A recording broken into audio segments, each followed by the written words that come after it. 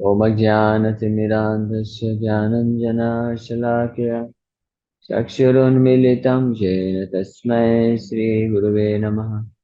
श्रीचैतन्यमनोभीष्टं स्थापितं येन भूतले स्वयं रूपः कदा मह्यं ददाति स्वपदान्तिकम्।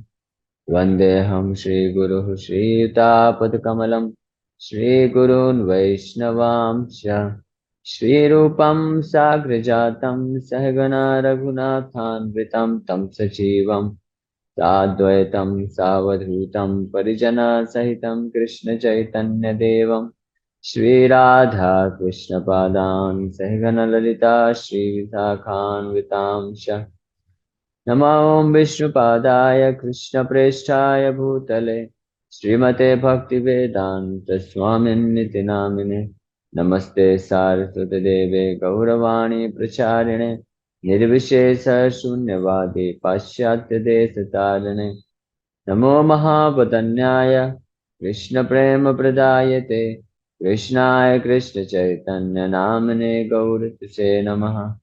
हे कृष्ण करुणा सिंधु दीनबंधु जगतपते गोपेश गोपिका कांत राधा कांत नमस्तुते तप्त कांचन गौरांगी राधे वृंदावनेश्वरी वृषभानुसुते देवी प्रणमामि हरिप्रिये वाञ्छाकल्पतरुभ्यश्च कृपा सिन्धुभ्येव च पतितानां पावनेभ्यो वैष्णवेभ्यो नमो नमः।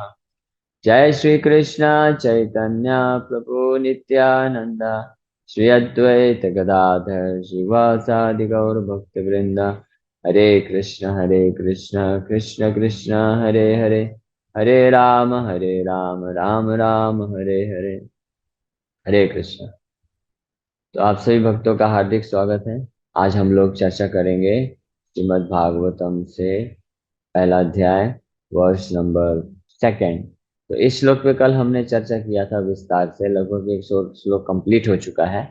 बस इसका तात्पर्य पढ़ के थोड़ा सा जो चर्चा बचा है वो भी हम लोग पूर्ण कर लेंगे। धर्मा प्रोजित कैतवत्र परमो निर्मत्सराणां सताम् वेद्यं वास्तवम् अत्र वस्तु शिवतं त्रापत्रयोन्मूलनम्। श्रीमद्भागवते महामुनि कृते किं वा पररेश्वरा सद्यो हृदयवरुध्यते अत्र कृतिभिः शुश्रूषुभिस्तक्षणात्। तो कल हमने इस श्लोक पे चर्चा किया था विस्तार से, जिसमें हमने डिस्कस किया था कि ये वो श्लोक है जहाँ पे 7 महिमाओं का वर्णन है इस भागवत ग्रंथ के। ये श्लोक जो दूसरा श्लोक है भागवत का, भागवत की महिमा को बताता है। तो वो 7 क्या महिमा हमने कल बहुत डिटेल में चर्चा किया था। एक बार जस्ट मैं 7 वो महिमाओं को रिपीट कर देता हूँ। तो इस भागवत ग्रंथ की सबसे महत्वपूर्ण महिमा ये है कि जितने भी कैतव धर्म है, धोखाधड़ी वाले जितने भी धर्म हैं, उन सबको प्रोज्जिता उखाड़ के फेंक दिया गया है। यानी इसमें, इस ग्रंथ में उन धर्मों का कोई स्थान नहीं है जहाँ पे ये सिखाया जाता है कि आप भगवान का सेवा करिए, पूजा करिए कुछ भौतिक लाभ के लिए। नहीं, इस ग्रंथ में केवल यही सिखाया जाएगा आपको कि किस प्रकार से आप भगवान के चरण कमलों को शुद्ध भाव से सेवा करके प्रेममयी सेवा को प्राप्त करें, ये बताया जाएगा। फिर दूसरा इसका महिमा है कि ये जो ग्रंथ है ये केवल सताम निर्मत्सराणाम सताम वेद्यम, वेद्यम मतलब जानने योग्य है। ये ग्रंथ केवल उन्हीं व्यक्ति लोगों के द्वारा जानने योग्य है जो पूर्ण रूप से निर्मल हृदय के हैं, यानी बाकी लोग समझ भी नहीं पाएंगे, है ना। इसलिए निश्चित रूप में ये मान के चलिए कि ये प्रोडक्ट जो है, ये भागवतम जो है, ये बहुत ही बहुमूल्य रत्न है। संसार के हर रत्नों में सबसे सर्वश्रेष्ठ बहुमूल्य है। जो कोहिनूर का हीरा है वो भी इसके सामने कुछ भी नहीं है। जिस प्रकार से अगर आप हीरे ज्वेलरी के शॉप में जाएंगे, हीरा के दुकान में जाएंगे, तो हीरा खरीदने वाले कितने लोग रहते हैं? एक दो लोग ही आएंगे, ज्यादा लोग नहीं आएंगे वहां पे। लेकिन सब्जी बाजार में जाएंगे तो देखो कितना भीड़ रहती है, ट्रैफिक जैम हो जाता है। उसी प्रकार से क्योंकि इस भागवत ग्रंथ को समझने की योग्यता केवल पूर्ण रूप से शुद्ध हृदय वाले भक्तों के पास है, भक्तों के पास ही है। इसलिए जो पूर्ण रूप से शुद्ध हृदय से सुनना चाहते हैं और जो शुद्ध भाव में कथा करना चाहते हैं, ऐसे लोगों की संख्या में हमेशा कमी रहेगी। इसलिए यही कारण है कि आप देखिए जो तथाकथित भागवत कथाकार हैं, जो कि भागवत ग्रंथ का इस्तेमाल कुछ और उद्देश्य की पूर्ति के लिए करते हैं, भौतिक लाभ के लिए करते हैं, धन कमाने के लिए, नाम कमाने के लिए, या अलग अलग जो उनका मोटिवेशन होता है उसके लिए करते हैं। और ऐसे लोग जो भागवत कथा का आयोजन कराते हैं या सुनने आते हैं कुछ भौतिक लाभ की प्राप्ति के लिए, तो ऐसे इस तरह के जगहों में, इस तरह के कथाओं में आप देखेंगे हजारों लाखों की संख्या में भीड़ रहेगी। लेकिन वास्तव में वो भागवत नहीं है, वो कुछ और ही है। क्योंकि भागवत के तो दूसरे श्लोक में ही ये बोल दिया गया है, कैतव धर्म को विनाश नष्ट कर दिया गया है। यहाँ पे केवल सताम, जो पूर्ण रूप से शुद्ध हृदय के भक्त लोग हैं, केवल वही आके चर्चा का कथा और श्रवण करेंगे। फिर तीसरी महिमा बताई गई है कि ये वास्तव वस्तु, वास्तवम अत्र वस्तु, यहाँ पे आपको असली वास्तव वस्तु प्राप्त होगी, कोई डुप्लीकेट मटेरियल नहीं, कोई धोखाधड़ी नहीं, वास्तव असली वस्तु प्राप्त प्रदान करने वाले हैं वेद व्यासी। फिर चौथा बता रहे हैं कि शिवदम, ये आपके जीवन में हर प्रकार का auspicious है, शुभ जो है, शुभ स्थिति को प्रकट करेगा। और हमने चर्चा किया था कि शुभ का मतलब क्या होता है, बहुत सारा पैसा आ जाना, बहुत अच्छा नौकरी लग जाना, या बहुत अच्छा बंगला बना लेना, बहुत पहचान हो जाना, ये शुभ है क्या? ये शुभ की बात नहीं की जा रही है। शुभ क्या है? आप आप जो है भगवान के प्रति निर्मल भाव से प्रेम को उत्पन्न कर पाएंगे, यही सबसे बड़ा शुभ है। और फिर पांचवा बता रहे हैं तापत्रयोन्मूलनम, हमारे जीवन से जितने भी तीन तरह के जो ताप हैं, आध्यात्मिक क्लेश, अधिभौतिक क्लेश, अधिदैविक क्लेश, इनका त्रय उन्मूलनम, उन्मूलनम मतलब जड़ से उखाड़ के फेंक दिया जाएगा, नष्ट हो जाएंगे पूरी तरह से हर तरह के क्लेश। फिर छठा बता रहे हैं कि ये श्रीमद् भागवते महामुनि कृते, और ये जो भागवत की एक बहुत असीम महिमा ये है कि ये महामुनि व्यास देव जी के द्वारा, जो कि महामुनि है, अपनी भक्ति की सबसे परिपक्व अवस्था में कृत है, लिख रचित है, इसलिए ये सर्वश्रेष्ठ ग्रंथ है। किंवा परेर ईश्वर है, इसलिए इससे ऊपर कोई ग्रंथ नहीं है। और सातवां आखिरी जो महिमा है वो इस लाइन में बताया जा रहा है कि ईश्वरा सदैव हृदय अवरुध्यते, भगवान खुद जो इस तरह से निर्मल भाव से पृथ्वी शुश्रूष भी तत्क्षणात्, जो निर्मत्सराणाम सताम, यानी जो पूर्ण रूप से शुद्ध हृदय वाले भक्त हैं, जब इसका शुश्रूषुभिस का अर्थ मैं कल एक बताया था कि जो श्रद्धा पूर्वक सेवा के भाव से इस ग्रंथ का श्रवण करेंगे, तो उनके हृदय में ईश्वरा हृदय अवरुद्धते, बंध जाएंगे। जैसे जेल में कोई व्यक्ति बंध जाता है तो भगवान बंध जाएंगे, बाहर ही नहीं निकल पाएंगे। लेकिन किस प्रकार से करने में? शुद्ध हृदय में, और शुश्रूष भी मतलब श्रद्धा और सेवा के भाव से, और शुश्रूष भी इसका मतलब होता है नियमित रूप से, नियमित ढंग से करने से, है ना। तो ये है इस भागवत के सात महिमा का यहाँ पे वर्णन है। ट्रांसलेशन और पर्पट फिर से एक बार हम लोग पढ़ के फिर हम लोग आगे श्लोक में पढ़ेंगे। ट्रांसलेशन प्रभुपाद जी के द्वारा ट्रांसलेशन लिखा गया है। Completely rejecting all religious activities which are materially motivated, this Bhagavad Puran propounds the highest truth which is understandable by those devotees who are fully pure in heart. The highest truth is reality distinguished from illusion for the welfare of all. Such truth uproots the threefold miseries. This beautiful Bhagavatam, compiled by the great sage Vyasadeva in his maturity, is sufficient in itself for God realization. What is the need of any other scripture? As soon as one attentively and submissively hears the message of Bhagavatam, by this culture of knowledge, the Supreme Lord is established within his heart. Prabhupada ji यहाँ पे लिख रहे हैं कि जैसे कोई attentively and submissively सुनता है, ध्यान पूर्वक और विनम्र के भाव से, विनम्र के भाव से मतलब सेवा के भाव से सुनता है, तो उसके हृदय में भगवान निश्चित रूप में आके वास करेंगे। इसलिए आप सबसे अनुरोध है कि आप सब लोग कैसे, आपको ये कथा सुनना है ध्यान पूर्वक और विनम्रता के भाव से। विनम्रता का भाव का मतलब कल बताया था कि हो सकता है आपको लगे अरे हमको तो पता है, सब जानते हैं, लेकिन फिर भी सेवा के रूप में, क्योंकि भागवत को बोलना और सुनना दोनों ही सेवा है भागवत की, इसलिए सेवा के रूप में। जैसे मैं आपको बता रहा हूँ, इस श्लोक में ऑलरेडी कितनी बार मैं व्याख्या किया हूँ, कितने बार हमने भागवत के ऊपर चर्चा किया है, फिर वही चीज है, नई नया नहीं है कुछ भी, लेकिन वापस से उसी चीज को रिपीट करने में वापस से उत्साह आता है, वापस से बताने का इच्छा होता है। कि अभी ये तो बता दिया, फिर क्यों बताएं, चलो आगे बढ़ो आगे बढ़ो। तो भौतिक समाज में जो होते हैं वो कुछ पढ़ाएंगे तो एक बार बता दिया तो चलो आगे बढ़ो आगे बढ़ो, ऐसा होता है। लेकिन ऐसा नहीं। उसी प्रकार से भौतिक समाज में एक बार कोई सुन लिया देख लिया तो हो गया, अब दूसरा चीज चाहिए। जैसे कोई बेस्ट से बेस्ट मूवी भी क्यों ना हो, अगर आप उसको एक बार दो बार तीन बार चार बार पांच बार देख सकते हैं, उसके बाद बोर होने लग जाएंगे, फिर आप नहीं देखेंगे। लेकिन भागवत ग्रंथ ऐसा नहीं है, इसको आप पांच बार दस बार सौ बार हजार बार अनंत कोटि करोड़ों करोड़ों बार भी सेम चीज को सुन सकते हैं और हृदय आपका सेटिस्फाइड रहेगा। और ऐसा करने से भगवान उसके भक्त के हृदय में प्रकट हो जाते हैं। तो आप सब ध्यान से सुनिएगा, हाँ परपट में पढ़ रहा हूँ। तो जो चीजें देखिए परपट इंग्लिश में है, तो मैं पढ़ता जाऊंगा। और इसमें से जो ऑलरेडी मैंने एक्सप्लेन कर दिया है तो उसको मैं एक्सप्लेन नहीं करूंगा। जो कुछ और भी चीजें आएंगी नया प्रोपा जिस परपट में लिखेंगे तो मैं उसको एक्सप्लेन कर दूंगा, ठीक है ना। Religion includes four primary subjects, namely pious activities, economic development, satisfaction of the senses, and finally liberation from material bondage. A religious life is a barbarous condition.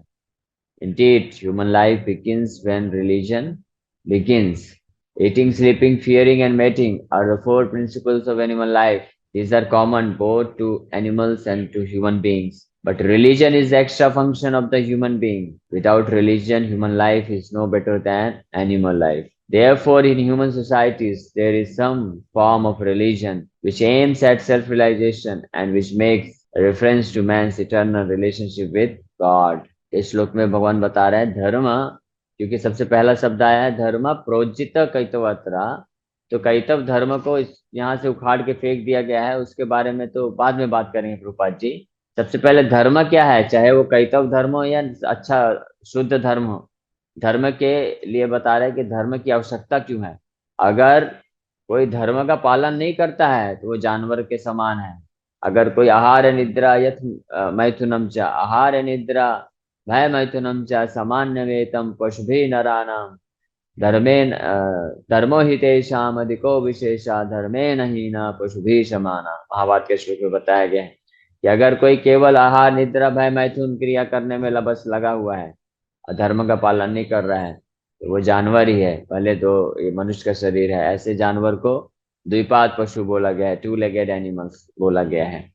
तो इस तरह के जानवर वाले जानवर रूपी मनुष्य या मनुष्य रूपी जानवर से तो ज्यादा अच्छे वो लोग हैं कि कम से कम कुछ धर्म का पालन कर रहे हैं, भले कैतव धर्म का पालन कर रहे हैं या किसी देवी देवता के पास जाके भगवान के पास जाके कुछ भौतिक लाभ चाहते हैं, इस्तेमाल करना चाहते हैं भगवान का, तो चलो वो अच्छे हैं कम से कम, प्रोपात जी यहाँ पे बता रहे हैं। लेकिन वो बेस्ट नहीं है, बेटर नहीं है। फिर आगे बता रहे हैं in the lower stages of human civilization there is always competition to lord it over the material nature, और in other words there is a continuous rivalry to satisfy the senses. Driven by such consciousness, man turns to religion. यानी जब कोई मनुष्य मनुष्य सभ्यता के सबसे निम्न स्तर पे होता है तो वो इस भौतिक जगत को केवल भोग करना चाहता है, और इसी इच्छा से वो जो है धर्म की तरफ झुकाव रखता है। इसी इच्छा से धर्म का कुछ धर्मों का पालन करता है जिसको कैतव धर्म बोला जाता है। He thus performs pious activities or religious functions in order to gain something material. But if such material gains are obtainable in other ways, then so-called religion is neglected. This is the situation in modern civilization. Man is thriving economically, so at present he is not very interested in religion.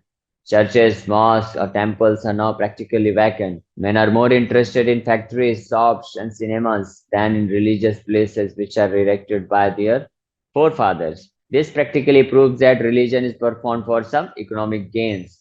Economic gains are needed for sense gratification. Often, when one is baffled in the pursuit of sense gratification, he takes to salvation and tries to become one with the Supreme Lord. Consequently, all these states are simply different types of sense gratification. इस paragraph में प्रभुपाद जी बता रहे हैं कि इस संसार में हर जीव इस प्रतिद्वंदता में लगा हुआ, इस प्रतिस्पर्धा कंपटीशन में है कि किस प्रकार से ज्यादा भोग कर सकूं। तो पहले जब साइंटिफिक एडवांसमेंट नहीं था, वैज्ञानिक एडवांसमेंट नहीं हुआ था, तो लोग धर्म की तरफ झुकान करके धार्मिक तरीके से पुण्य का अर्जन करके अपना भोग करना चाहते थे, भोग करते थे। है ना। और ये इसी को कैतव धर्म यहाँ पे बताया गया है।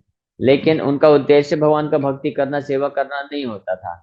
लेकिन अब आधुनिक समाज में क्योंकि वैज्ञानिक लोगों की कृपा हो गई है, तो उन लोगों ने टेक्नोलॉजी बना के और टेक्नोलॉजिकल तरीके से इकोनॉमिक डेवलपमेंट करके, है ना, लोगों को ये जो सेंस ग्रेटिफिकेशन है, भोग, बिना धर्म के ही दे दिया है। इसलिए लोगों का जो श्रद्धा था, जो कोमल श्रद्धा था कि भगवान के पास जाएं, जो तृतीय श्रेणी के थे लोग भक्ति में, तो वो लोग अब ये जो टेम्पल है, चर्च है, मॉस्क है, इधर जाना बंद कर दिए हैं। क्योंकि उनके लिए अब इसकी जगह वो लोग बड़े बड़े फैक्ट्री में, शॉप्स में, सिनेमा घरों में जाते हैं। In the Vedas, the above mentioned four activities are prescribed in the regulative way so that there will not be any undue competition for sense gratification. इसीलिए वेदास में अब आपको समझना चाहिए कि क्यों वैदिक, अन्य वैदिक ग्रंथों में वेद व्यास जी ने एक कैतव धर्म का वर्णन किया है। यानी कैतव धर्म मतलब धर्म अर्थ काम मोक्ष। यानी धर्म करो, अर्थ प्राप्त करो, धन प्राप्त करो, और उससे अपनी काम वासनाओं को पूर्ति करो। और काम वासना पूर्ति करते करते करते करते जब थक जाओ मतलब जब फ्रस्ट्रेट हो जाओ, परेशान हो जाओ, तो फिर मोक्ष के लिए तैयारी करो, यानी मायावादी सन्यासी बन जाओ। तो ये क्यों मेंशन किए हैं? ताकि लोगों को रेगुलेट कर सके।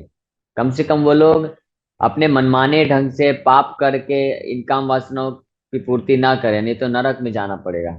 तो नरक से बचाने के लिए वेद व्यास जी ने ऐसे कैतव धर्म, cheating type of religious system को इंट्रोड्यूस किया वैदिक लिटरेचर में, तीन वेदों में, ताकि लोग कम से कम एक काम वासनाओं की पूर्ति के बहाने कम से कम वैदिक लिटरेचर, वेदास, भगवान के आश्रय में तो आएंगे, फिर धीरे धीरे उनको ऊपर उठाएंगे, है ना। लेकिन but Shrimad Bhagavatam is transcendental to all this sense gratificatory activities. लेकिन श्रीमद् भागवतम में ये सब नहीं है। वो पूरी तरह से ट्रांसेंडेंटल मतलब दिव्य स्तर का ग्रंथ है, इस सब के ऊपर है। It is purely transcendental literature which can be understood only by the pure devotees of the Lord who are transcendental to competitive sense gratification. ये ट्रांसेंडेंटल है, पूरा शुद्ध ग्रंथ है, जो केवल शुद्ध भक्तों के द्वारा ही समझा जा सकता है, जो कि उस दिव्य स्तर पे है जहाँ पे वो जो सेंस ग्रेटिफिकेशन, भोग वृत्ति से पूरी तरह से मुक्त है। In the material world, there is keen competition between man, between animal and animal, man and man, community and community, nation and nation. But the devotees of the Lord rise above such competitions. They do not compete with the materialist because they are on the path back to Godhead, where life is eternal and blissful. Such transcendentalists are non-envious and pure in heart. In the material world, everyone is envious of everyone else, and therefore there is competition. But the transcendental devotees of the Lord are not only free from material envy, but are well wishers to everyone, and they strive to establish a competition-less society with God in center. The contemporary socialist conception of a competition-less society is artificial, because in the socialist state there is competition for the post of dictator. From the point of view of the Vedas, or from the point of view of common human activities, sense gratification is the basis of material life. There are three paths mentioned in the Vedas. One involves fruitive activities to gain promotion to better planets. Another involves worshipping different demigods for promotion to the planets of the demigods. And another involves realizing the absolute truth and his impersonal feature and becoming one with him. तो इस paragraph में प्रभुपाद जी बता रहे हैं कि इस संसार में, इस भौतिक जगत में, इसी के साथ हम लोग यहाँ पे एंड करना पड़ेगा क्योंकि अभी 5 मिनट ही बस बचा है, बाकी का परपट कल करेंगे। तो इसमें क्या है मैं 2 मिनट में बता देता हूँ, फिर क्वेश्चन आंसर ले लेते हैं। तो इस श्लोक में बताया जा रहा है कि किस प्रकार से इस संसार में हर कोई कट थ्रोट कंपटीशन, जिसको बोलते हैं रैट रेस, यानी चूहे की तरह एक वस्तु के लिए भागते रहते हैं, क्योंकि मुझे भोग चाहिए, मुझे भोग चाहिए, मुझे ये चाहिए, मुझे ये चाहिए। उसको कैसे प्राप्त हो गया, मुझे मिलना चाहिए था, उसको मिल गया तो उसको ज्यादा मिल गया, किसी को ज्यादा मिल गया तो ईर्ष्या का भाव आ जाता है। तो इसको बोलते हैं मत्सरता, मत्सराणाम। मत्सरता का मतलब होता है ईर्ष्या का भाव। तो जिसके भी हृदय में इस संसार में रह के भौतिक भोग, भौतिक ऐश्वर्य को भोग करने की इच्छा भरी पड़ी है, तो उसके हृदय में हमेशा एक दूसरे के प्रति क्या रहेगा, ईर्ष्या के भाव रहेगा। कि इसको मेरे से ज्यादा कैसे मिल गया। यहाँ तक कि भाई भाई में रहेगा। अगर एक भाई ज्यादा सफल हो गया भौतिक रूप में, ज्यादा अच्छा घर बना दिया, ज्यादा अच्छा कार खरीद लिया, तो दूसरे भाई के अंदर भी ईर्ष्या उत्पन्न हो जाता, अरे मेरे से अच्छा कैसे हो गया इसके पास, है ना। लेकिन ये जो भागवत ग्रंथ है, इस तरह के ईर्ष्या भाव से पूर्ण रूप से रहित है। और ऐसे व्यक्ति, ऐसे भक्त जिनके हृदय में इस भौतिक संसार में भोग करने की इच्छा नहीं है, जबकि वो आध्यात्मिक संसार में जाके भगवान के दिव्य सेवा में लगना चाहते हैं, यही उद्देश्य है, तो उनको इस संसार में रहने वाले लोगों के प्रति कोई ईर्ष्या नहीं होती है। अगर कोई भौतिक रूप में कितना भी सफल हो जाए, वो भक्तों को कुछ फर्क नहीं पड़ता, क्योंकि उनको इस भौतिक जगत से कुछ चाहिए ही नहीं। इसलिए वो लोग ईर्ष्या से मुक्त रहते हैं। केवल इतना ही नहीं, ईर्ष्या से वो मुक्त रहते हैं, बल्कि वो ऐसे लोगों को जो कि ईर्ष्या भाव में पड़े हुए हैं, ईर्ष्या जो है उस दावाग्नि के समान है जो हृदय को पूरी तरह से कंटिन्यूअस जलाती रहती। तो ऐसे ईर्ष्या से वशीभूत लोगों के जीवन में जाके भक्त लोग उनके वेलविशर बनते हैं, उनके शुभचिंतक बन के उनको भी भगवान का भक्त बनाने का प्रयास करते हैं, और उनको भी भागवत शुद्ध रूप में श्रवण कराने का प्रयास करते हैं, ताकि वो भी इस ईर्ष्या के भाव से मुक्त होकर के भगवान के दिव्य धाम को प्राप्त कर सके। ठीक है, हरे कृष्णा। तो यहीं पे विराम देंगे क्योंकि समय बहुत कम है, केवल 3 मिनट बचा है। तो आप में से किसी भक्त का कोई प्रश्न है तो एक दो प्रश्न हम लोग ले सकते हैं, बाकी हम कल करेंगे। हरे कृष्ण प्रभु जी। मेरा प्रश्न ये है कि हमने सुना है कि पाप का फल दुख होता है, जो कि अज्ञानता की वजह से आता है, और पुण्य का फल सुख होता है। तो प्रश्न ये है कि लोग क्षणिक सुख पाने के लिए पाप करते हैं, गलत करते हैं, बट उसमें कष्ट मिलता है परमानेंट। बट शुरुआत में पुण्य करने पे कष्ट मिल सकता है, लेकिन परमानेंट सुख मिलता है। तो जो भोग वाली बात आई, तो थोड़ा सा उसको व्याख्या करेंगे कि लोग भोग करने के लिए पाप करते हैं और पुण्य से थोड़ा दूर रहते हैं, लेकिन उसमें तपस्या रहती है। थोड़ा इसको क्लियर करेंगे। हाँ, तो इस संसार में लोग अब इमीडिएट, तुरंत क्षणिक भोग प्राप्त करने के लिए किसी भी तरह को पाप करने के लिए तैयार हो जाते, तत्पर हो जाते, लेकिन वो ये नहीं जानते कि अगर हम लोग वैदिक सिद्धांतों के, सिद्धांतों के विपरीत जाके हम कार्य करके अगर भोग करेंगे, तो उसके लिए हमारा जीवन बहुत कष्टमय हो जाएगा, है ना। ये उसी प्रकार से है, जैसे कोई व्यक्ति है, वो तुरंत जीवा को, बीमार व्यक्ति है ना, डॉक्टर मना किया कि आपको बहुत ज्यादा तेल फ्राइड ये सब नहीं खाना है, लेकिन क्षणिक जीव के आनंद के लिए जाके वो बढ़िया फ्राई पकौड़ा खा रहा है, चाट खा रहा है, ये सब खा रहा है, तो क्या होगा, उसका शरीर पूरी तरह डैमेज हो जाएगा, यहाँ तक कि मृत्यु भी हो सकती है। उसी प्रकार से हम लोग इस भौतिक जगत में अभी बीमारी की अवस्था में है। बीमारी क्या है? ये हर तरह के जो अनर्थ है हमारे हृदय में वो सब बैठे हुए हैं, तो इनको लेके अगर हम भोग करेंगे तो हम लोग बहुत जीवन बहुत रिस्क हो जाएगा। तो लेकिन भोग करने की प्रवृत्ति भी है, इसलिए वेद व्यास जी ने ये रिकमेंड किया कि आप वैदिक तरीके से धर्म अर्थ काम मोक्ष के तरीके से भोग करो। हालांकि ये सर्वश्रेष्ठ उपाय नहीं है, इसी को कैतव धर्म बोला गया है, और सबसे अच्छा उपाय तो है कि हम भागवत धर्म का पालन करें। ठीक है, हरे कृष्णा।